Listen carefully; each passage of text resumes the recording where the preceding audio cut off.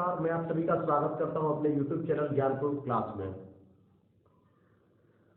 आप सभी को बताते हुए बड़ा खुशी होता है कि जो मेरा चैनल है इस समय काफ़ी ग्रो कर रहा है। इन सब चीज़ों को लेकर काफ़ी आप सबके ही दुआ से, आप सबके मेहरबानी से कहें तो मैं प्रतिदिन अपने लक्ष्य के प्रति आगे बढ़ता जा रहा हूँ।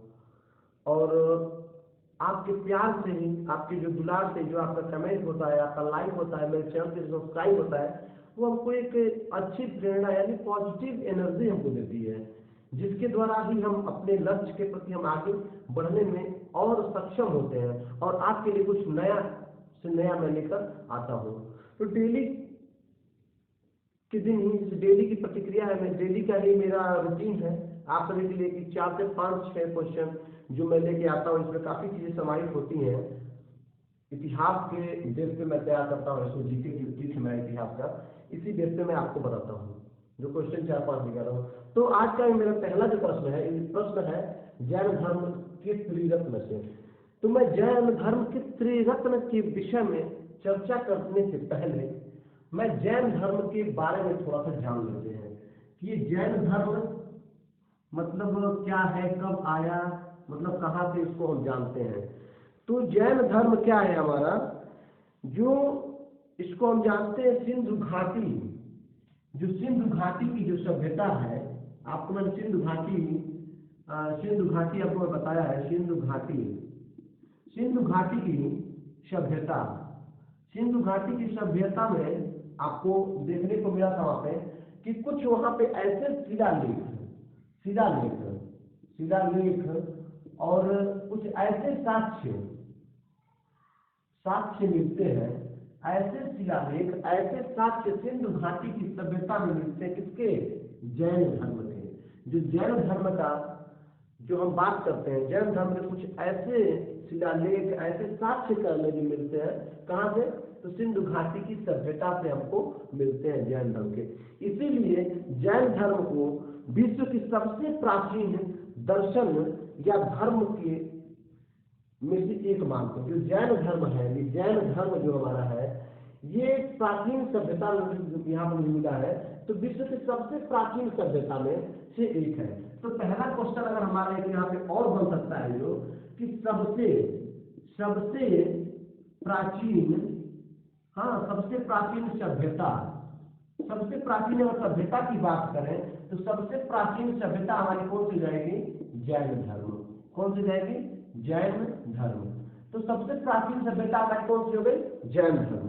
तो पहला क्वेश्चन हमारा यहाँ से निकल गया जैन धर्म। अब पूछ देगा कि जैन धर्म, दूसरा क्वेश्चन यहाँ से बन जाएगा मेरा कि सिंधु घाटी सभ्यता, मतलब सिंधु घाटी की सभ्यता से कौन सा धर्म संबंधित है। जब कहें सिंधु घाटी की सभ्यता से, सिंधु घाटी की सभ्यता से कौन सा धर्म संबंधित है, तो मेरा कौन सा होगा? जैन धर्म। समझ रहे बात को? मीन्स एक प्रश्न से कई सारे प्रश्न आपको तैयार होते रहेंगे। तो सबसे प्राचीन सभ्यता हमारी जैन धर्म हो गई विश्व की, न कि भारत की नहीं, भारत की ही नहीं, कहाँ की? विश्व की। विश्व की सबसे प्राचीन सभ्यता हमारी जैन धर्म मानी जाती है। सिंधु घाटी की सभ्यता का जो साक्ष्य मिला था, इसीलिए हम इसको सिंधु घाटी की सभ्यता से भी रिलेट करते हैं।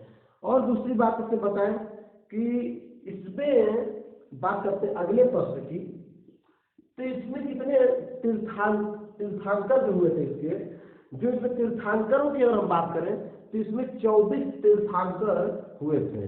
कितने हुए थे? 24 तीर्थांकर। लिख देते हैं यहाँ पे, इसका समझना है कि तीर्थांकर की अगर हम बात करते हैं, तीर्थांकर की संख्या पूछते आपको, किसकी? जैन धर्म की बात कर रहा हूँ, जैन धर्म के तीर्थांकर की तो संख्या पूछते हैं तो 24।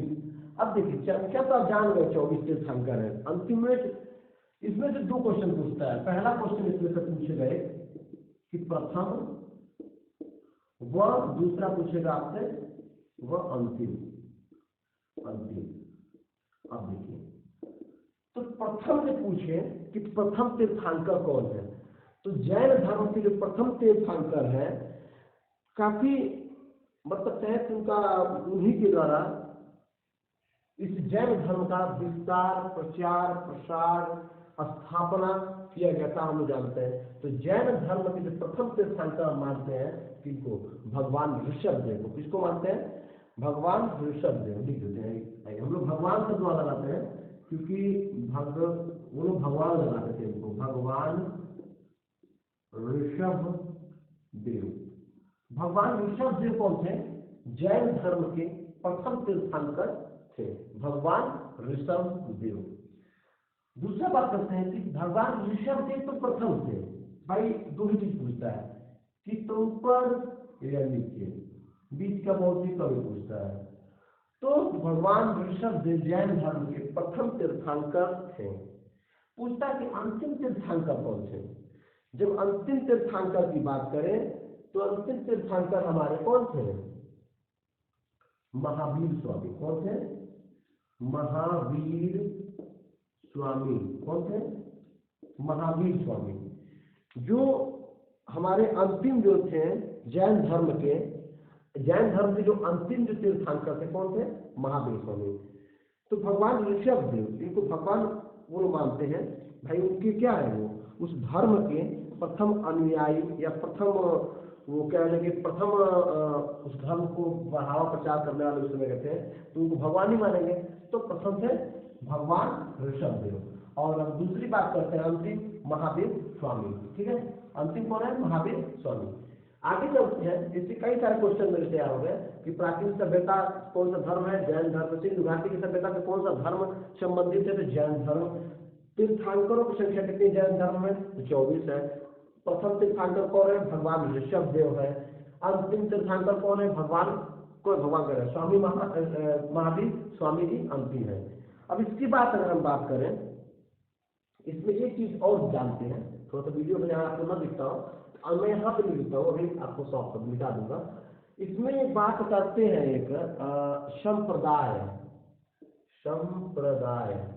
संप्रदाय की जब हम बात करेंगे, इसमें जैन धर्म के अगर हम संप्रदाय की बात करें, इसमें दो संप्रदाय कौन से हैं?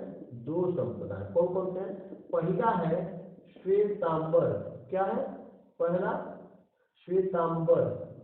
पहला इसके वो संप्रदाय है श्वेतांबर और दूसरा दिगंबर। श्वेतांबर और दिगंबर ये इसके दो क्या है? संप्रदाय है। आगे चल क्या होता है ना, इसके जो संप्रदाय है दो पार्ट में बढ़ जाते हैं, इसमें श्वेतांबर और दिगंबर में। ठीक है, श्वेतांबर और दिगंबर। तो हम बात करते हैं तो संप्रदाय पर बता दें, तो इनका क्वेश्चन लगभग एग्जाम में क्या करता है? पूछता है जैन धर्म से। तो मैं सोचा आपको पूरी हिस्ट्री थोड़ी सी बता दी जाए। तो जैन धर्म का ये खेला था। तो पूछ रहा प्रश्न हमारा कह रहा है कि जैन धर्म के त्रिरत्न है, तो हमें जैन धर्म के त्रिरत्न के बारे में याद करना है ठीक से। तो जैन धर्म के त्रिरत्न की बात करें तो क्या है? सम्यक आज्ञा दे। सम्यक आज्ञा दे, मेरा पहला क्वेश्चन था जैन धर्म के त्रिरत्न। तो सम्यक आज्ञा दे, सम्यक आज्ञा, ये सम्यक को क्या करेंगे हम? थोड़ा सा कॉमनली रूप से आप थोड़ा ले लेंगे, सम्यक बता देते हैं। आज्ञा दे, अब आज्ञा देंगे, आज्ञा दे, यही है ना, आज्ञा दे। अब देखिए तो इसमें क्या है? सम्यक किसी सब में क्या होता है? सम्यक सभी में कॉमन रहता है। सम्यक सभी में क्या कहेगा? कॉमन, क्योंकि सम्यक का बहुत बड़ा इसमें उपयोग है। तो सम्यक को हम सीधे सबके सामने ले लेंगे, सम्यक। ठीक है, सम्यक, ठीक, सम्यक बन गया। अब देखिए सम्यक तो हो गया मेरा सारे में। सम्यक आज्ञा दे, आज्ञा से आठ क्या हो जाएगा? आचरण। क्या हो जाएगा? आचरण। जो इसके त्रिरत्न थे तो क्या था? सम्यक आचरण पहला। दूसरा ज्ञान, ज्ञान मतलब ज्ञान से था। पहला तो इनका सम्यक था कि पहला आचरण से था, दूसरा क्या है? ज्ञान से है। किससे है? सम्यक ज्ञान। सम्यक ज्ञान की बात करता है ये जैन धर्म। और तीसरा जब हम देह की बात करेंगे तो सम्यक दर्शन की भी बात करता है जैन धर्म। सम्यक ज्ञान, सम्यक आचरण, सम्यक दर्शन, ये क्या है? जैन धर्म के त्रिरत्न है, सम्यक आचरण, सम्यक ज्ञान, सम्यक दर्शन। तो हम त्रिरत्न के बारे में जान लें। सम्यक आज्ञा है, ट्रिक है मेरा फिर से समय आचरण, समय ज्ञान, समय दर्शन। तो मैंने जैन धर्म के बारे में बहुत सारे प्रश्न जाने, एक प्रश्न के माध्यम से ही आज मैंने सारे 5-6 प्रश्न करा दिए। तो यानी आगे और बढ़ते हैं अपने दूसरे प्रश्न की ओर। हमारा दूसरा प्रश्न है आज का, हम लेते हैं कि सिख गुरु को फांसी दिलाया गया था, किन सिख गुरुओं को? अगर हम बात करें सिख गुरु, ऐसे सीधे सीधे दिखते हैं सिख, जो हमारे जो सिख गुरु थे, सिखों के गुरु गुरु नानक देव कहते हैं ना, सिखों के गुरु, सिख गुरु को फांसी दिलवाया गया था, मतलब दिलवाया गया था। जो सिखों के गुरु थे उनको फांसी दिलवाया गया था। इसका बहुत ही आसान और बेहद अच्छा ट्रिक है। जो सिखों के गुरु थे, किन सिख गुरुओं को फांसी दिलवाया गया था? क्या था कि आज ही के दिन कंपटीशन नहीं है, उन दिनों में भी कंपटीशन था। उन दिनों में भी बहुत सारी चीजें ऐसी होती थी कि जिसकी ज्वलनशीलता थी, जैसे कि आज के दिनों में है। तो जो ज्वलनशीलता है, ये ज्वलनशीलता को अपने अंदर रखिए, अपने को आप को जला के भस्म कर देगी। इसको बाहर मत किसी को दिखाइए, क्योंकि बहुत नुकसान होता है बाहरी व्यक्ति जानता है तो। क्योंकि आज के समय हर व्यक्ति एक ज्वलनशील नजरों से देखता है, कहा जाए तो। उस तरह सिखों के जो गुरु थे उनको फांसी, सिखों पे तो बहुत बड़ा जुल्म हुआ है। अगर देखा जाए कई सारे ऐसे कांड हुए हैं अपने देश में कि सिखों को कटवा देना, ये बहुत सारी चीजें, उन सब चीजों को टॉपिक मैं नहीं रिलेट करता हूँ। मैं सीधी बात करता हूँ, सिख गुरुओं को फांसी दिलवाया गया था, किन सिख गुरुओं को? तो हम दें बहादुर और अर्जुन जहांगीर। मैं इसका ट्रिक बताता हूँ। बहादुर इसका मतलब बताता हूँ, बहादुर और अर्जुन जहांगीर, ये नाम अर्जुन जहांगीर,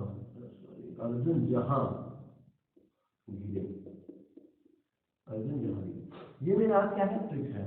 ठीक है, बहादुर और अर्जुन जहांगीर। तो सिख गुरुओं को फांसी दिलवाया गया था। तो अगर हम बहादुर की बात करें तो इसमें पहले जो थे सिखों के गुरु जो थे कौन थे? तेग बहादुर। जो तेग बहादुर जयंती भी हम मनाते हैं वही है, तेग बहादुर जी थे पहले, जिनको फांसी दिलवाया गया था, तेग बहादुर। और से इसमें हो जाए, और का विषय बहुत अच्छा इंपॉर्टेंट है, औरंगजेब।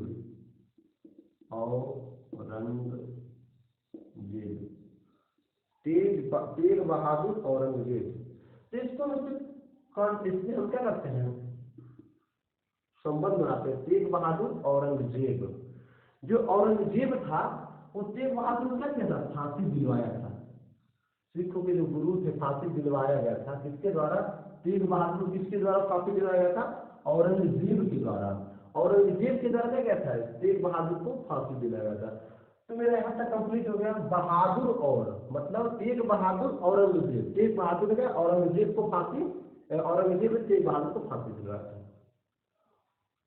दूसरा टॉपिक इसका आगे अर्जुन। तो अर्जुन से हो जाएंगे मेरे अर्जुन देव। कौन आएंगे? अर्जुन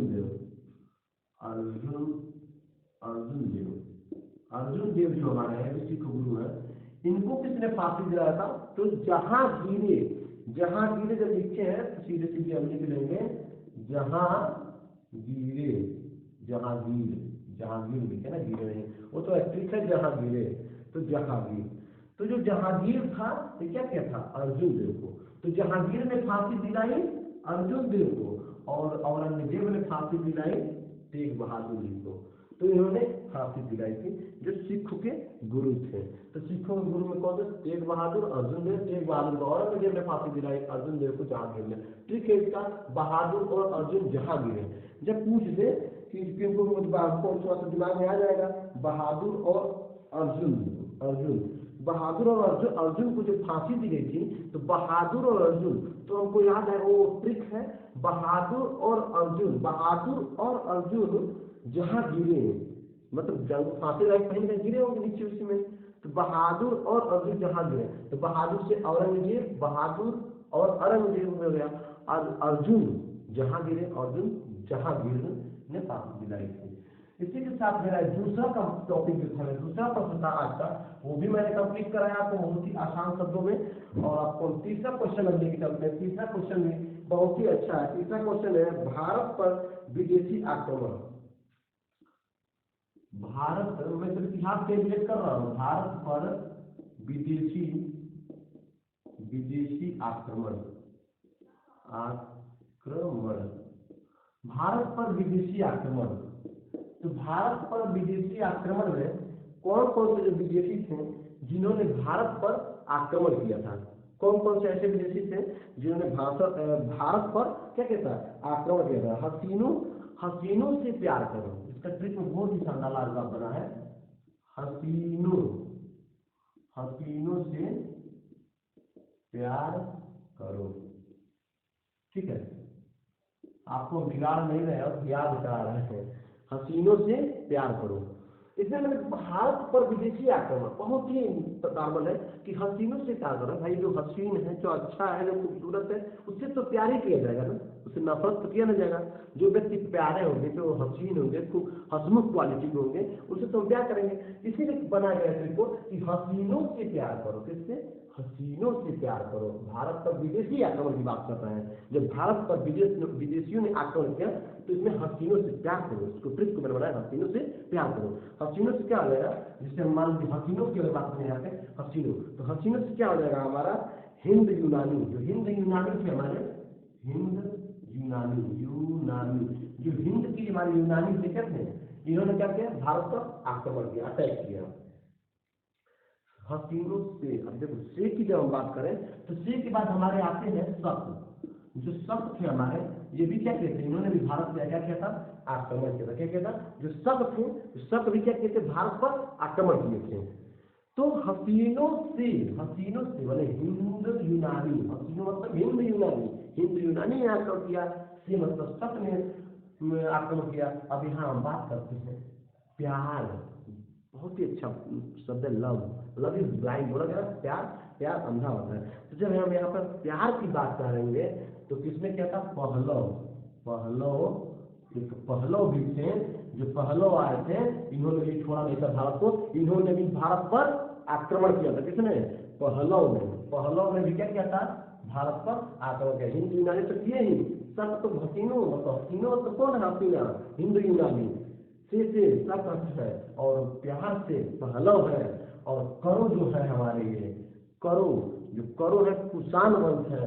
ये भी कुषाण जो थे, कुषाण आया था, कुषाण वंश ने भी हम लोगों को नहीं छोड़ा था।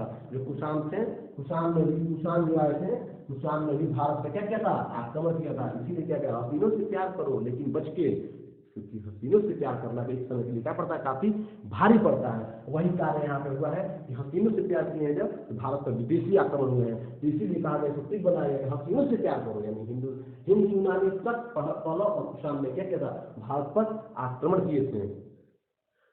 तो इसी के साथ फिर मैं आपको मेरा तीसरा टॉपिक कंप्लीट, तीसरा प्रश्न मेरा कंप्लीट हुआ कि भारत पर विदेशी आक्रमण मतलब हसीनों से प्यार करो। हसीनों से मैंने हिंद यूनानी, हसीनों से सब हो गए हमारे, प्यार से हो गए हमारे पहलव, और करो से हो गए हमारे कुषाण।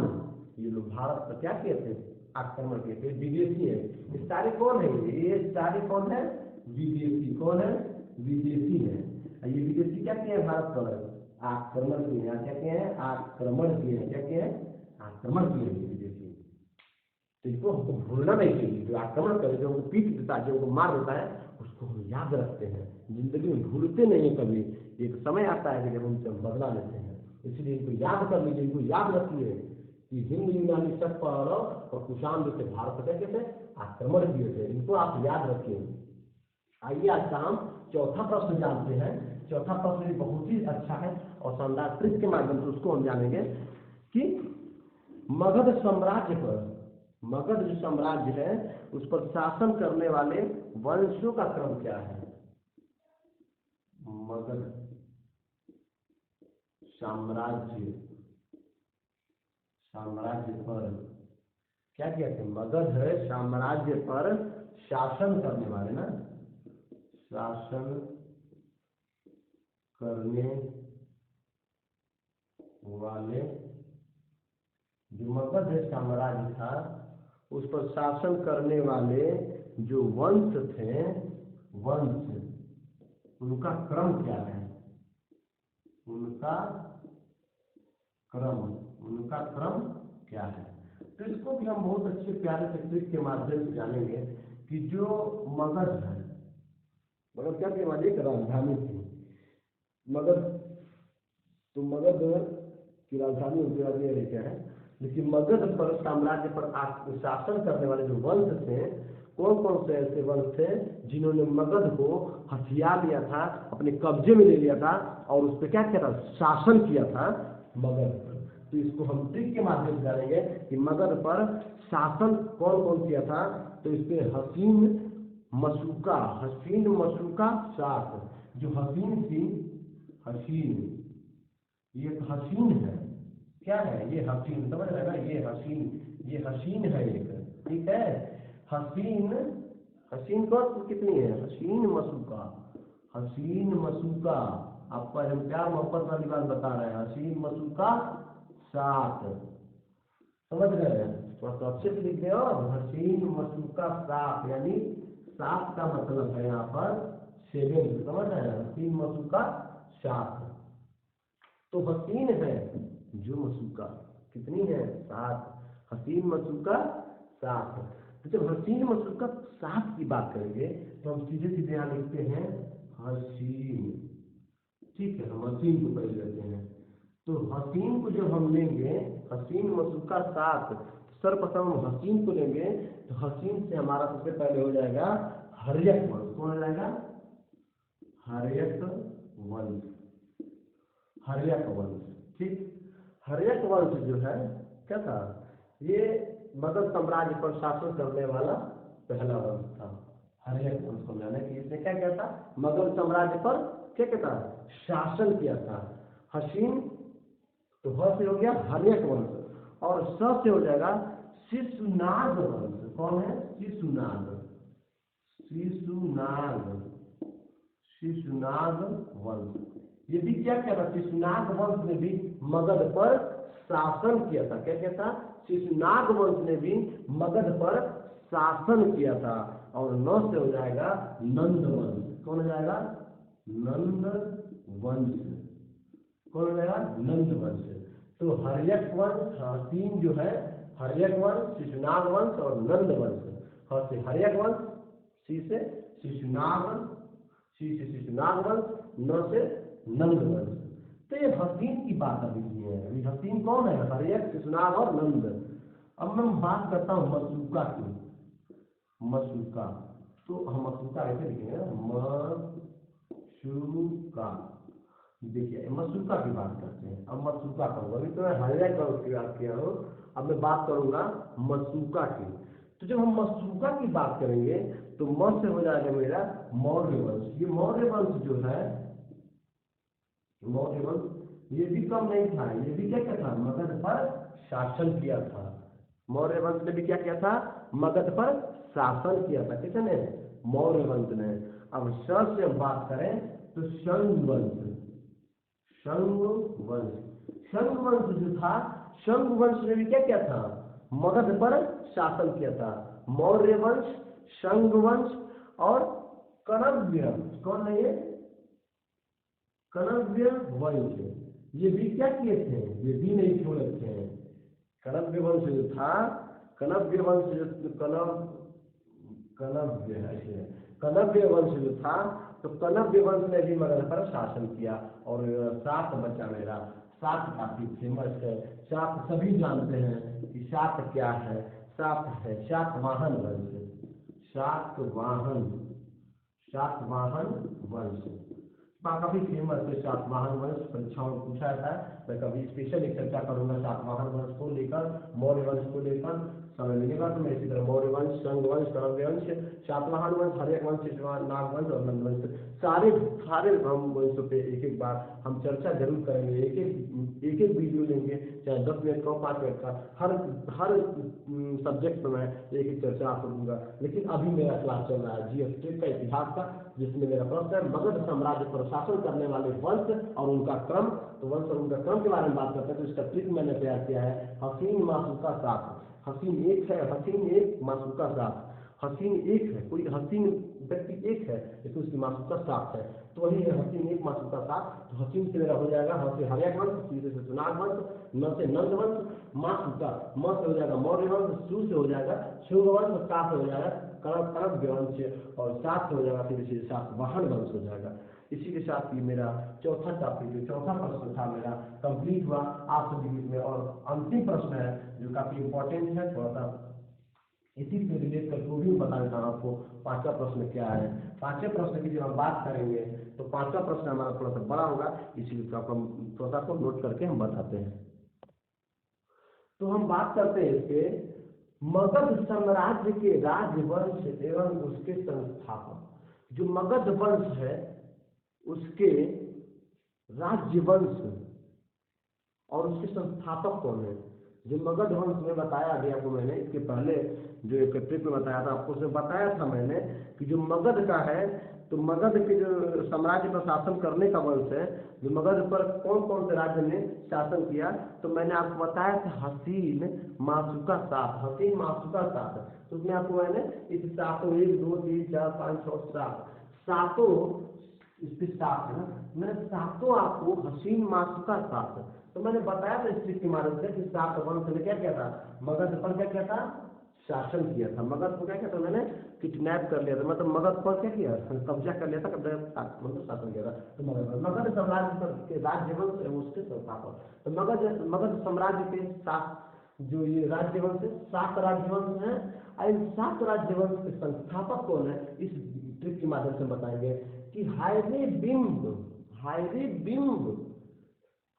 बिंब सात संग, ये क्या है, सात है, क्या है, हायरे बिंब सात संग, हायरे बिंब सात संग, हायरे बिंब सात संग कोष शिशु, हायरे बिंब सात संग कोष शिशु, मतलब हायरे बिंब सात संग सात संग पोत, मैंने पोत पाल कह रहा है। तो हाय रे बिंब, मतलब बोलते रहिएगा तो याद रहेगा। हाय रे बिंब सात संग पोष मैं चंद्रानंद महान, मतलब हाय रे बिंब, अरे हाय रे बिंब मतलब बिंब को व्यक्ति मानते हैं। हाय रे बिंब, बिंबसार है ना, वही बिंबसार। तो हाय रे बिंब क्या है, तुम सात संग पोष, सात संग पोष मैं चंद्रानंद महान। इसी ट्रिक के माध्यम से हम इसको समझेंगे कि हमारे मगध साम्राज्य के राजवंश और उनके संस्थापक कौन कौन है। तो हायरे से मेरा हो जाएगा, हायरे से हर्यक वंश मैंने बताया था। इसके जो संस्थापक कौन थे, बिंबसार। कौन थे, बिंबसार। कौन थे, बिंबसार। हायरे का काम पता, सात की बात करते हैं। सातवाहन वंश, सातवाहन वंश के संस्थापक थे सिमुक। कौन थे, सिमुक। सात वंश की जो संस्थापक थे सिमुक थे। और संग की बात करें तो शुंग वंश के पोष, शुंग जो है संग, तो पोष यानी पुष्यमित्र संग जो है ये शुंग वंश के संस्थापक है। और शिशु जो है शिशु, तो शिशु से शिशुनाग वंश इसके संस्थापक है। शिशुनाग वंश के संस्थापक है शिशुनाग। और मैं चंद्रा महान, मैं चंद्रानंद महान। तो मैं कौन, चंद्रा, मैं कौन, चंद्रा, मैं मौर्य वंश, चंद्रा से चंद्रगुप्त मौर्य। मैं चंद्रा, तो मैं मौर्य वंश, चंद्रा मतलब चंद्रगुप्त मौर्य, मैं चंद्रगुप्त मौर्य, मौर्य वंश संस्थापक चंद्रगुप्त मौर्य। नंद वंश, नंद महान, तो नंद हो जाएगा नंद वंश, नंद महान, नंद वंश। महान से महापद्मनंद, महापद्मनंद जो क्या है, महान है। तो कौन, महान कनव्य से कनव्य कनव्य, ये वो है कनव्य वंश, जिसके कनव्य वंश के है वासुदेव। मैं चंद्रानंद महान कनव्य वासुदेव। मैं चंद्रानंद महान, इसमें और थोड़ा जोड़ दें, कनव्य वासुदेव, वासुदेव, समझे? मैं चंद्रानंद महान कनव्य वासुदेव, पूरा समझ लीजिए इसका नाम। मैं चंद्रानंद महान कनव्य वासुदेव, वासुदेव, समझे? ये ट्रिक है। इसी ट्रिक के माध्यम से हम इस सातों मगध साम्राज्य के राज्यवंश और संस्थापक के बारे में जान लिया। हायरे बिंब शास्त्र कोश से शुरू, मैं चंद्रानंद महान कनव्य वासुदेव। इसी के साथ मैं इस वीडियो से अलविदा रहता हूँ। फिर मिलूंगा आपसे मैं अगले वीडियो में। इसी के साथ आज्ञा दीजिए, नमस्कार, और अपना प्यार बनाए रहिए हमारे ऊपर।